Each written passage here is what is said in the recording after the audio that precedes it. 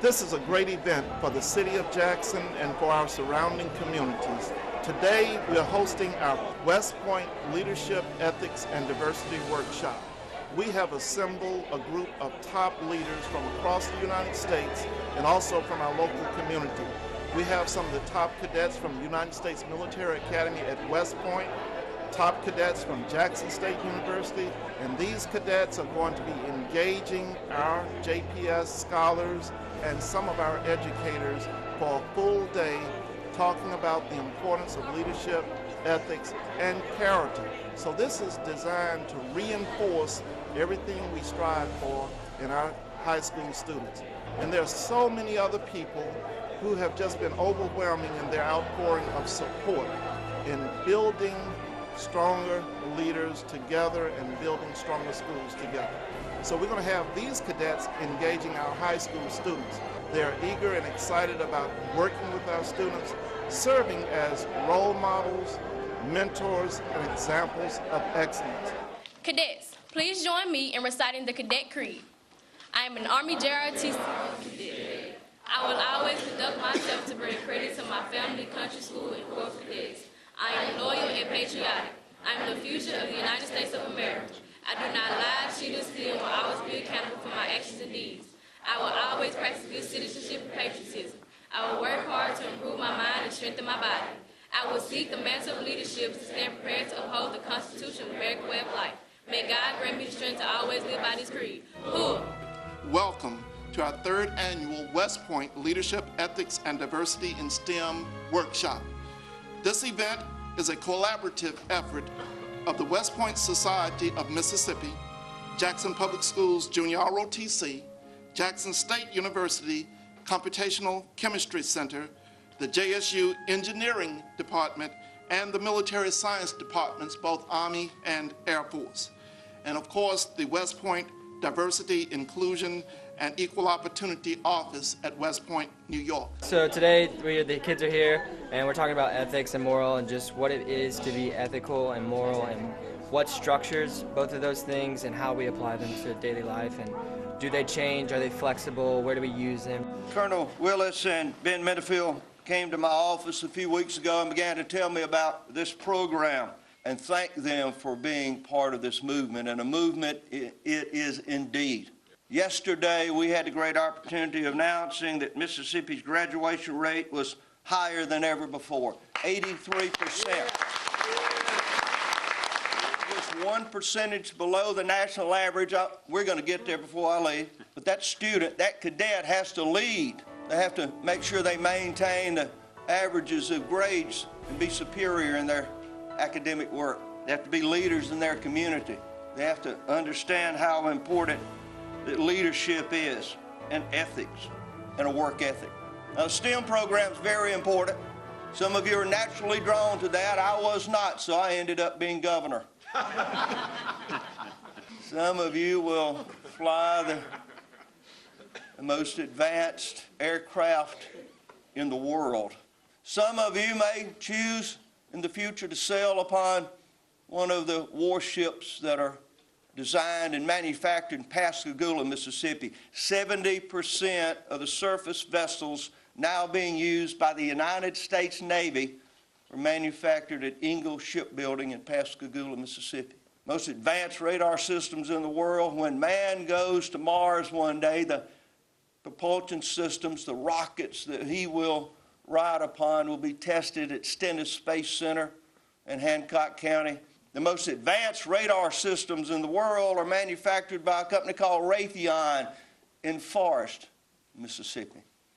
Mississippi State University has been selected by the Federal Aviation Administration as the center of excellence for unmanned aerial vehicles and unmanned aerial systems. We have an expectation of greatness from all of you. You are in the arena. Men, women, you may soon be in the arena for the safety and protection of the free world. The nation's future lies in your hands today. Facts that you got to gather all the facts of the situation. In every situation, there's always that two sides of the story. And you also have your biases that you bring into the situation and everybody else does, especially if it's a dynamic situation with multiple people involved in it. Be proud of this state. Be thankful for the opportunity that you have here. Make sure you thank each one of these dignitaries that are here today, the West Point Association, the men and women that have been fortunate enough and blessed to go to that great institution and graduate. It could happen to you. You could be part of that tradition, part of the core, part of America's future. Stay in the arena. Thank you all. God bless you. God bless Mississippi, and God bless the United States of America. Thank you. We believe in peer-to-peer training. The facilitators for today's classes are cadets. We've organized them into teams, along with our junior ROTC seniors. Our selected seniors who participated in this event last year are assisting the West Point and Jackson State cadets this year to facilitate with our cadets. Ladies and gentlemen, our next speaker is the Chief of Staff to Dr. William Bynum, President of Jackson State University, Dr. Deborah Mays Jackson. I would like to welcome you to this historic university and this elite university. Science and engineering research conducted in academic institutions, industries, federal laboratories, and elsewhere play a critical role in raising our standards of living, creating jobs, improving health, and providing a national security. We are proud to have one of the most innovative engineering and research programs housed right here at Jackson State University. We are equally proud to have some of the best instructors in the nation right here, placing Jackson State University among the world's best. Cadets, I ask that you consider the JSU, the I Love, for your next chapter. So if you click on Visible, it has a check mark next to it. You ought to see your robot. Sometimes it's convenient to get rid of the robot, or get rid of the table, or get rid of something. That's how we do it. What we work in is the industrial robot world. These things are articulated robots. So we held an honor board. Cadets form a court and assess the infraction and then determine whether or not an honor violation had occurred. Ladies and gentlemen, our next speaker is the Adjutant General for the state of Mississippi, Major General Janssen Bowles. The Mississippi Guard is about 12,500 Army and Airmen. About 10,000 of those are Army, 2,500 Air. We are no longer a strategic force. We are no longer that alarm on the wall behind a glass cage that you break in case of emergency. The National Guard is an operational force that is partnered with the active duty, going out the door every year. Most of my members have at least one deployment. Many have 2 or 3 deployments. Your neighbors, people who are in the Guard who serve and wear this uniform, I'll have 5,000 of those from Mississippi overseas. I was in the Pentagon a couple of weeks ago, and the Chief of Staff of the Army said this: never fight unless you have to, and he's talking about our contingencies overseas. Never fight alone, which means always take a partner with you. Never fight for long. In 1918, we turned World War I at the Battle of Belleau Wood. The significance to us is that the young man who planned that battle, the young man who planned that offensive operation, was a Mississippian. A young lieutenant colonel on John Pershing's staff, who after the war went on became a bird colonel on his staff as his head of operations.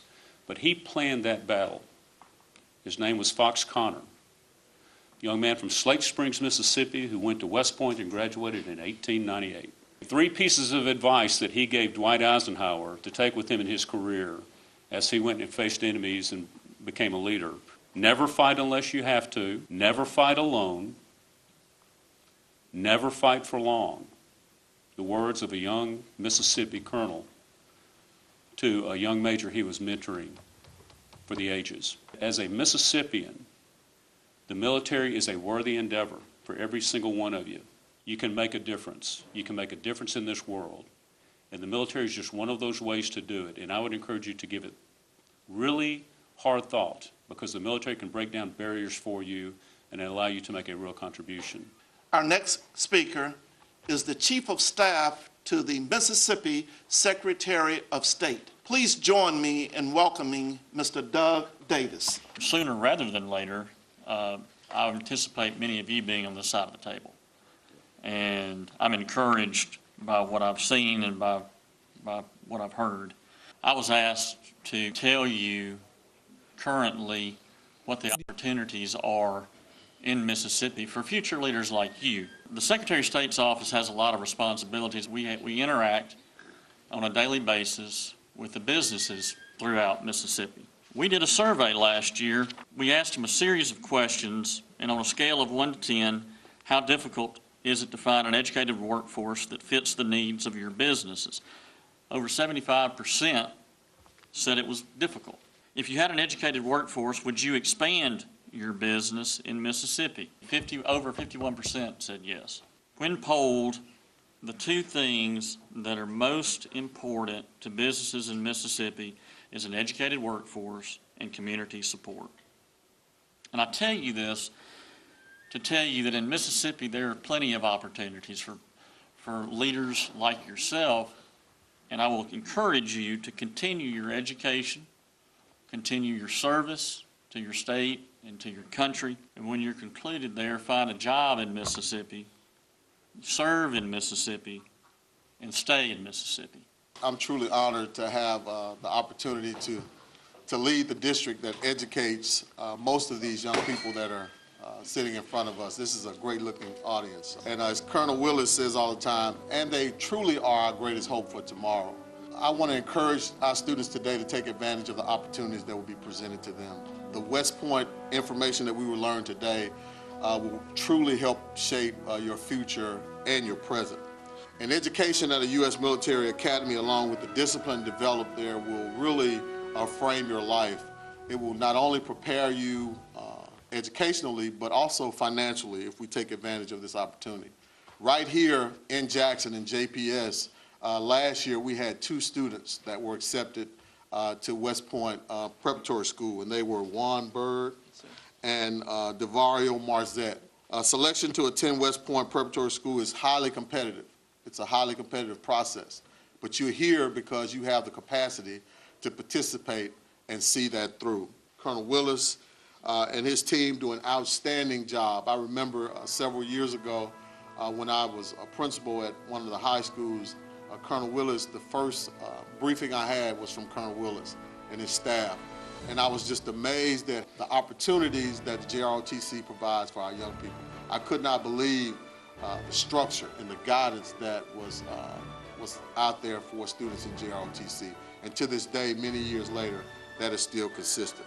So to the U.S. Army, I humbly thank you for continuing to sponsor this program. And a very special thank you to West Point for providing such a prestigious platform to educate and spotlight the talents of our bright students in science, technology, engineering, and mathematics. Cadets, now you're going to hear from someone close to your age, someone who is from this area. We claim her. She wasn't born here, but she was raised here. And she calls this home. We're proud of this young lady. She's in her final year at West Point. She's a proud graduate of Brandon High School. Her mother was the professor of military science here at Jackson State University. Emily is a true scholar, athlete, and leader. Today's conference is on leadership, ethics, and diversity. And the leaders of this conference have decided to add coding. Coding is becoming a key in this society.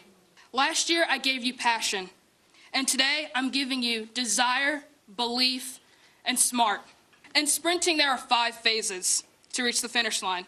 I've simplified the phases into drive, max velocity, and follow through. These phases likewise represent where most of you all are in respects to finishing the school year. In the beginning of the 100-meter dash, your first objective is to drive out of the blocks. Your desire to get to the next phase of running is mounting in your body because that is what you've been preparing for through all of your practices. Your constant hill sprints and lifting has helped you get to this drive phase. Alternatively, this is the phase where you're doing your late night studying and finishing your homework problems. This is where you pay attention in class, take notes, and practice all the practice problems so that once that test day arrives, you're ready for it. You are now in the max velocity phase. With your body in an upright position sprinting down the strip, how long can you hang? Do you have what it takes? Do you care about the person to your left and your right? This is you cruising through the difficult times because you're prepared and are ready for the test. What is important in this phase is that you believe that your training has been enough. If you believe, you can achieve. I first heard this quote from my parents. It means that if I believe I can get through this hard time, I will get through this hard time, whether you think you can or you think you can't. Henry Ford was accurate in that famous quote. Your mind is either in the game or at home, and you will perform to that level. Now it's time to get real. Bunker down. You have reached the desired state, believed in your training, and now you have to be smart. You have now done all that you can do. It is on you to fight to the finish. This phase describes the final months before graduation or the end of the school year. This is where you focus on getting through the finish line. As you inch closer, the one thing you can never do is slow down. Be smart these last few months. School is almost over. You are less than 100 days. I'm 98, but I'm not counting. All in all, life is not a sprint, it's a marathon. However, the tasks you complete each day have similarities to the science of sprinting. You have to absolutely want to get through your finish line. You have to absolutely want to finish school. You have to absolutely want to graduate. Thank you, go Army, and go USA.